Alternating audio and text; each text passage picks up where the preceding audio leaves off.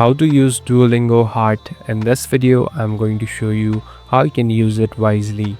First of all, open the application. So as you can see, I'm in my home page.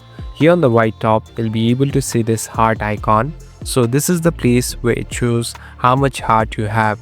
So what does heart do in this application?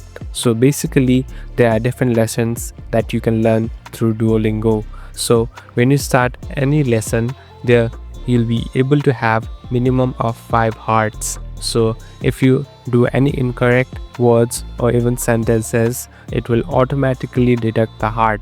So if you have no heart, you won't be able to do anything for the rest of the day.